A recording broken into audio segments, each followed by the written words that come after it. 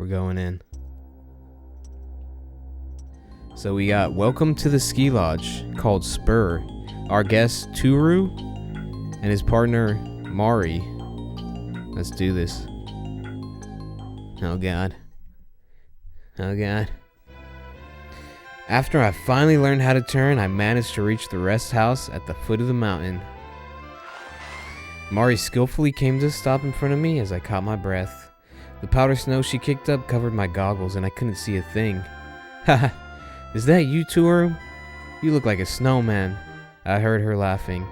Taking off my goggles, I brushed the snow off my body. The best you can say is, I'm better at falling down than I am at skiing. I didn't mean it like that. I think you're quickly improving, Toru. Mari also took off her goggles and flashed a smile. Seeing Mari smile again after so many hours was like seeing the sun peeking out from beyond the clouds. I closely looked at her. Her long black hair went well with her white ski wear. She was the center of attention on the slopes, easily skiing down the terrain no matter how dangerous it was. I thought everyone should expect a pretty face under those goggles. That's just how ski resorts are. I thought, if they saw Mari, I was sure nobody would be disappointed. For a while I had been annoyed with how Mari, who was born in a snowy region, was thoroughly showing off the gap in our skiing skills. But now I only felt pride. I knew her bulky ski wear hid not just her real face, but also her attractive figure. Can we just go one more time? Huh? You'll still ski? I rarely asked her that back. I was barely standing, having been training hard since morning. As if begging me, Mari put her hands together and said, "It's fine, right? Just once more?" I pointed at the sky and said, "Come on, let's go back. I don't like how the weather looks." Ah, you spoiled it. I want to tell, what did you say? I want to tell my story that you're streaming? Oh, if you want, that's fine. You could tell people that I'm practicing my voice acting, my newly acquired skill. I pointed at the sky and said, "Come on, let's go back. I don't like how the weather looks." I wasn't lying. The sun had been occasionally showing its face today, but was completely hidden now. The whole sky was dark and gloomy. "You're right. There may be a blizzard tonight," Mari frowned.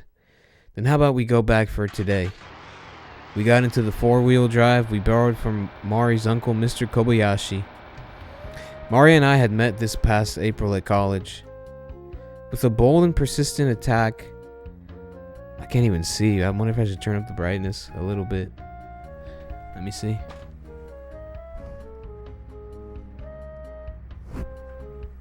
Okay, I can see a little better there. It's the back of the car and the headlights on the snow. With a bold and persistent attack, I had gone on several dates with her and finally managed to secure a relationship this autumn. But it felt like a wild goose chase since she didn't respond much no matter how hard I pushed. So when she invited me to go skiing with her, I was frankly surprised. She said her uncle Jiro, I wish I knew how to pronounce that name. Jiro Kobayashi runs a ski lodge in Shinshu. But since it was a little inconveniently far away from the ski slopes, it seemed few guests came even in the ski season. She invited me because her uncle would let us stay for cheap. Of course, I happily accepted, and we came here to Shinshu yesterday, December 21st. Around the time we arrived at the lodge, the sun had already set and snow had started to fall. Mr. and Mrs. Kobayashi managed the Spur, which looked like a log cabin on the outside but was a stylish ski lodge inside with white as its base color.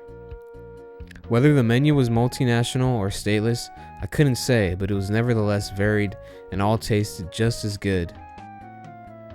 It was about to be in a slump, but seemed to be getting popular, with journals and magazines referring to it. It was cheap since they weren't busy. I realized that after we arrived yesterday, Mr. Kobayashi was trying not to make us worry. Whoa, what was that?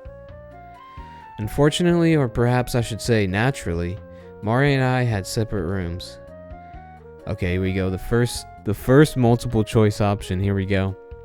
So, we could either say we meet up in the lodge after changing clothes. After changing clothes, we decided to talk in one of our rooms until dinner. I feel like naturally, since we just got here, we don't need to be going into each other's rooms. We would go out to the living room. We just got changed. All right, let's Let's convene in the living room, you know? Like, we wouldn't be going straight to one another's room. Am I right? Is anybody there? Am I coming in clear?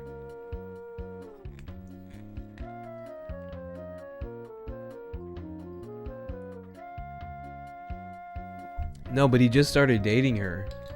And they're at his uncle's house. Oops. Oh shit, I almost smashed this ginger beer bottle open. But like, respectfully, they're young adults. They just got here. Like, naturally, if you're watching a story progress, like, you go to each other's rooms like after you like settle down and have dinner, you know. But you would meet up in the lounge after changing clothes. So we're going with A. So that alone, pressing that one button, may have just set the story into a different track. Like, we may have just gone a completely different story because of that choice we just made. That's how these games are. We met up in the lounge after changing clothes. Sofas surrounded a big brown table. We decided to wait in the lounge until dinner started. Just as we sat down, we heard some women's voices from upstairs. Whoa, there's other people in this house. That's kind of weird.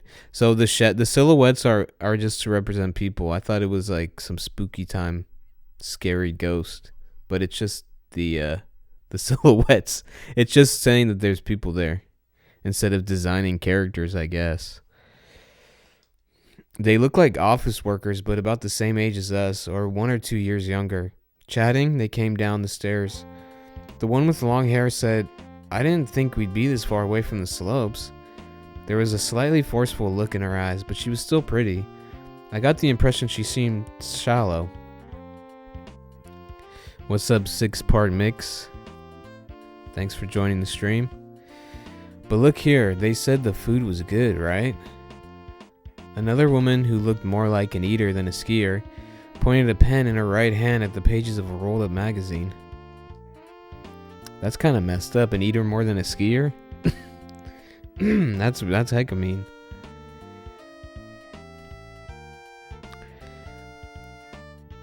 Oh, right on. Thanks for following me on Instagram, by the way, and watching my stories. Welcome to the Twitch. Even now, she had an armful of sweets and was eating them by herself. That is messed up. That is really messed up. She seemed a little overweight, but there was a charm to her like a panda. That's why I didn't want to let you pick, Kaiko. Aren't there tons of places you can eat at back in Tokyo? Good grief. The woman with long hair was furious. Hey, it's not so bad. The atmosphere is nice, and I think the service is better at places like these. The last woman with horn-rimmed glasses tried to calm her down. Her glasses complemented her hair, which was cut short like a boy's. She looked the most capable of the three. All this guy can do is just judge these women that he's come across so far. Mari coldly whispered to me, "Well, who's your favorite?" What are you saying? I wasn't looking at them like that. I got all flustered. Oh, here we go. We got options.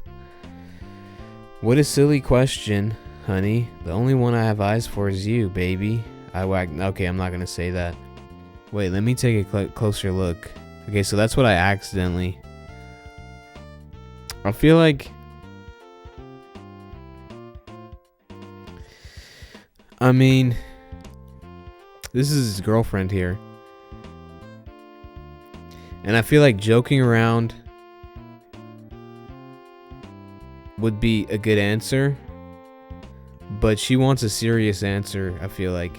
But she's kind of also joking around, I guess. And he was looking at them like that. So I guess he shouldn't lie. He'd be lying if he says he wasn't looking at them like that. But then also, the only one he has eyes for, like, he can also be joking back at her. And but then taking a closer look, I don't know about that. I think I'm gonna go with B and keep it funny. What a silly question, honey. The only one I have eyes for is you, baby. You dummy, come on, you can't flatter me that easily. Mari burst out laughing. Well, see, at least I made her laugh. The girl in the glasses came up to us with the camera and asked, "Excuse me, would you mind being in a picture with us?" Well, I wasn't expecting that. Being such a handsome guy has its disadvantages sometimes. This guy. I'm not really liking this guy, to be honest. He's kind of a jerk. He's acting like a jerk. I got up and approached her. No, I don't mind. So what kind of pose? But then the girl hurriedly pushed me away. Oh, you must be her manager. You don't have to be in the picture. Ooh. So she's saying that this guy's girlfriend isn't his girlfriend, that he's probably just her manager.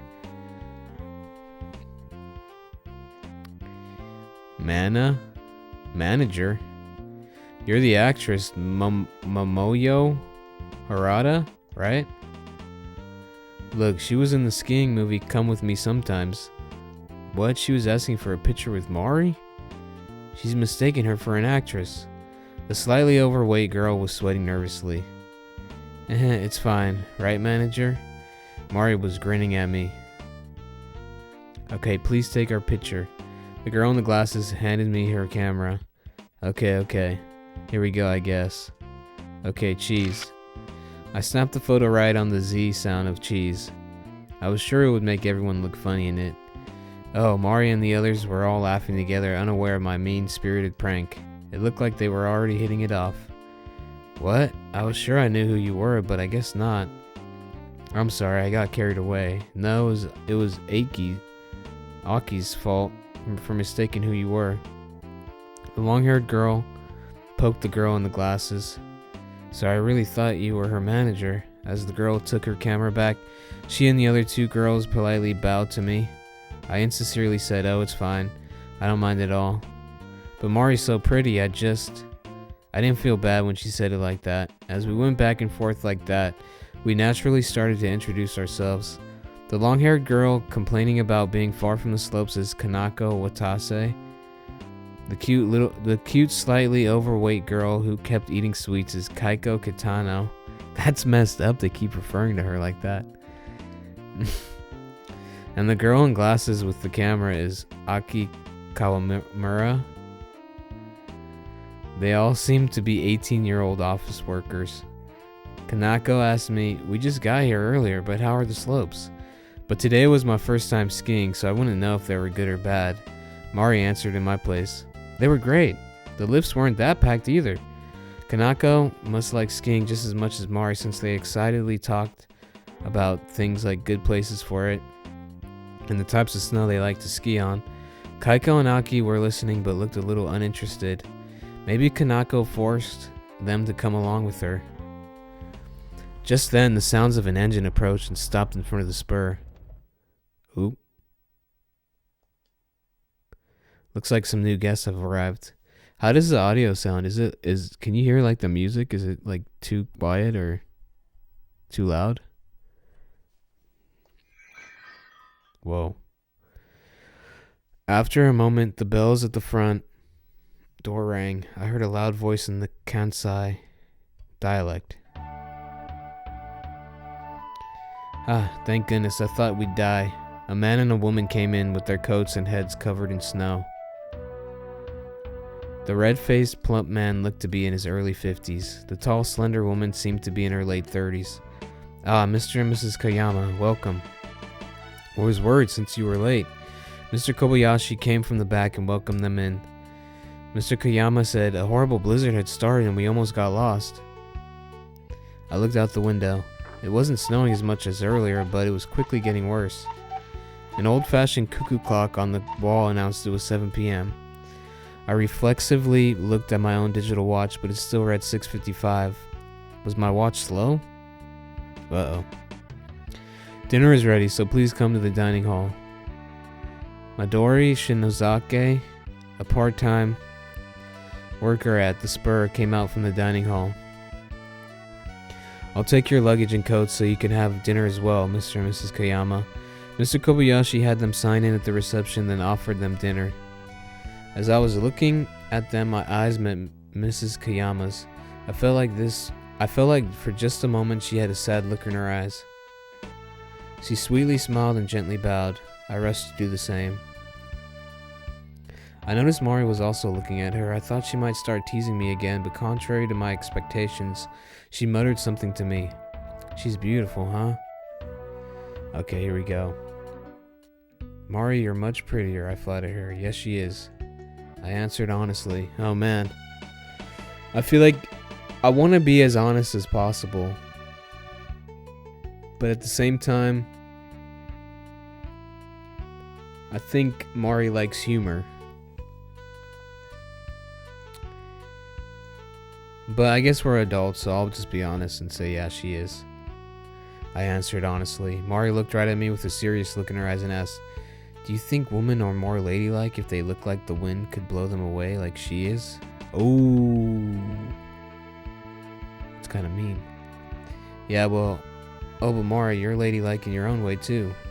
My own way? What's that supposed to mean? How rude. Looks like I chose my words poorly. So I should have flattered her. Man. Mari looked away in a huff, quickly stood up and started walking to the dining hall. I hurried after her. Man, I screwed up. I screwed up, didn't I? The tables in the dining hall were already set with knives and forks. The three girls and the Kiyamas were already seated. Mari quickly sat at a table and I joined her. A candle shaped like a Christmas tree was in the center of the table. Its small, flickering flame faintly illuminated the side of Mari's face, red as she looked out a window. Like a famous actor, I stylishly said, "You're gorgeous." Oh, there's 4 options. Here's looking at you, kid. I imitated Humphrey Bogart. Why, hello there, sexy. I exceeded 007's enticingly dangerous charisma. A moose once bit my sister. Monty Python references never fail to make people laugh. Okay, I'm gonna say A. I think they're all bad decisions. I don't even think he should be saying something like this right now, but it'll do, I guess. Well, I wanted to, but I couldn't just say something like that to her.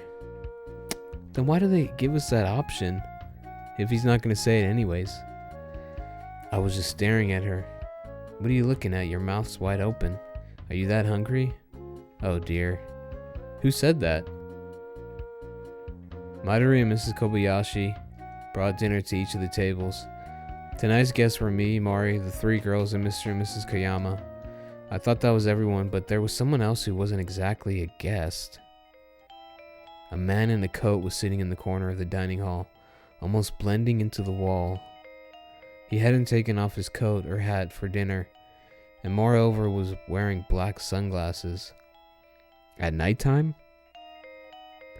He didn't look like a businessman here for work, much less a skier. A Yakuza. Ooh, got gangsters. That was my first impression. Okay, here we go. We could either say, in spite of myself, I asked, but why would a Yakuza be in a place like this? Or we can say, could that person be a Yakuza? I asked Mari for her thoughts. I don't even know if Mari wants to hear from me right now. What did you miss? So this couple pulled up, a man in his early 50s and a woman in her late 30s. And the guy mentioned that she had a sad look in her face. And my girlfriend Mari asked, oh, don't you think she's pretty or something? And I could have either said, yeah, she is, and be honest. Or I could have said, you're more prettier than her. And like jokingly. I think it said jokingly. Or I could flatter her. That's what it said. I could flatter her and say that you're more gorgeous. And I was like, well, I want to be honest as possible. I don't want to be beating around the bush with her. And just be upfront. And I said, yeah, she is beautiful. And she took offense to it. So she got mad and she walked into the dining hall without me. So we're in the dining hall with all the other guests. And he just noticed that this man in the corner is like looking weird. Like he's like wearing sunglasses, and he doesn't look like he belongs here. And so he's like, is that a Yakuza? A Yakuza? And so we have the option here. I can ask myself, why would a Yakuza be in a place like this? Or I could ask my girlfriend, could that person be a Yakuza? But I know that my girlfriend is still mad at me, so should I even like bring it up to her? I don't know. I screwed up on the last one, and now I'm about to screw up again. Alright, let's see. I'm gonna ask her. I asked Mari for her thoughts, and she says it's rude to stare at him like that. Besides, are you saying a Yakuza come to ski lodges by themselves? Man, I'm like she's about to break up with me. She does not like me. Of course. When I looked more closely as he quietly sipped his soup, I thought he might just be a decent guy who looked unusual. Maybe he was just wearing sunglasses out of his desire to act cool or to hide a stare that easily scared people. In any case, once our food came out, I'd completely forgotten about that. Man, they set it up to it was going to be this crazy, scary thing, and they just glanced over that. In any case, once our food came out, I'd completely forgotten about that. Mari swallowed a mouthful of what was in her bowl and cried out, "It's so good!" Looked like she had kenshin Yoru, a Japanese chowder with tofu and lots of shredded vegetables. That sounds pretty good. It felt like that delicious piping hot soup warmed you from the inside out. The next dishes were just as satisfying, and I heard people sighing around us. I thought the Kobayashis could make a living with running the spur as a traditional Japanese restaurant instead of a ski lodge. Perhaps the middle-aged couple and the man who looked like a Yakuza had actually come here for the food. As we had our tea after dinner, I asked Mari, "Did your aunt make this?" "No way." Mari exaggeratedly shook her head, looked around, and started to talk softly. "I shouldn't say this, but my aunt isn't the best at cooking. My uncle's the one who likes to cook. He'd wanted to be a chef since he was little." I nodded. At one point he resigned himself to becoming a lawyer, but didn't give up on his dream. He didn't have any children, so he closed his law practice and started up the ski lodge. But that must have been difficult, switching from law textbooks to kitchen knives. What a moron, huh? If I was your uncle, I'd still be a lawyer. Anybody would agree. Okay, I'm not going to be rude. This one's easy. I'm not going to be rude. I'm just going to say that must have been difficult, switching from law textbooks to kitchen knives. It was, yeah, but my grandfather, my mother's father, she picked up her glass. Right. I had her continue the story. Mari sipped some water and continued. My grandfather owned land around these mountains for a long time, and my uncle got the land from the outset. So financially speaking, it seems he didn't have too much trouble. So Mari, your family must be pretty rich.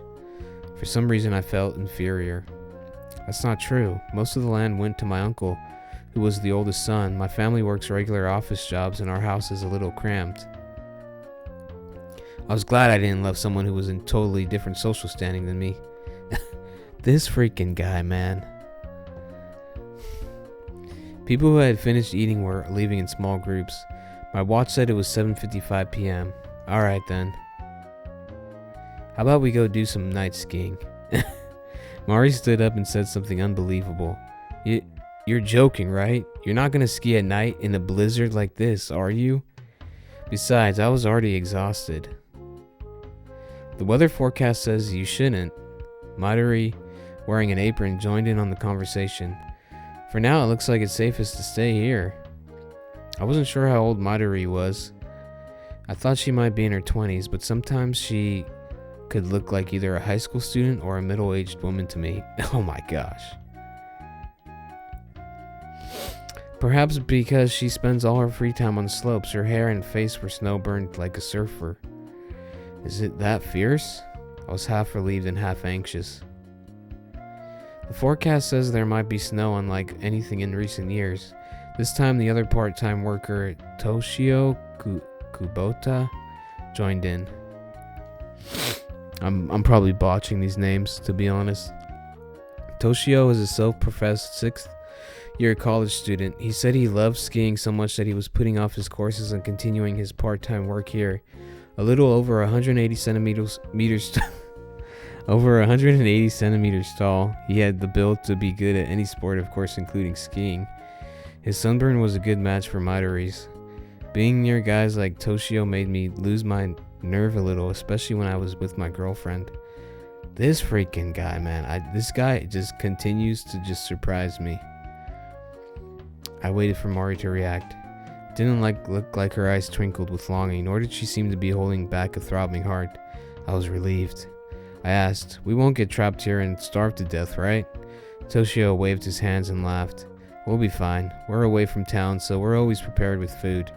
Canned food and such. We have enough food for this many people to last 3 weeks." Just the thought of being trapped here for 3 weeks terrified me. No, maybe it wouldn't be so bad if I was with Mari. As I thought that, I fleetingly glanced at her. Something wrong? No, it's nothing. Toshio sounded disappointed when he said 3 weeks was just an exaggeration, but we might not be able to ski tomorrow. Well, school's on break, so I don't think you'd mind staying another day or two, right? Mari said, "Right. It's up to my uncle. Considering the situation, he may let us stay a little longer. It's fine, right, Toru?" Huh? Okay, here we go. I could say, huh? Yeah, of course, I smiled back. Or I could be mean and say, "No, I have to get back to my part-time job. Please consider the situation I'm in." Or I could be, "Of course, if he lets us stay for free." I had to make absolutely sure. Okay, we don't want to seem like a brokey. We don't want to be rude. So I guess A would be the best option, but at the same time, you could tell that it's kind of like, it's just like, huh? Yeah. So, I think I'll go with A. I think A is going to be the option here. Actually, I had a part-time job myself, but I rarely have chances like these. I couldn't turn her down. Something good might happen in the days we spend here. Okay, finally he has like a good thought. Jeez. As I let those thoughts swirl in my head, we heard a commotion coming from the entrance. Mari and I got up and left the dining hall. At the entrance, the 3 girls were shouting something to Mr. Kobayashi. Wait, please calm down and then speak. What in the world happened? Like I was telling you, when we got back to our rooms just now, this was on the floor. Shaking, they handed a small piece of paper to Mr. Kobayashi. When I peeked at it from the side, I saw words written on it in a red marker. "Tonight, at midnight, someone will die." Oh my god. Oh my god. It's scary music. Should I turn up the music? Oh my god. Oh snap.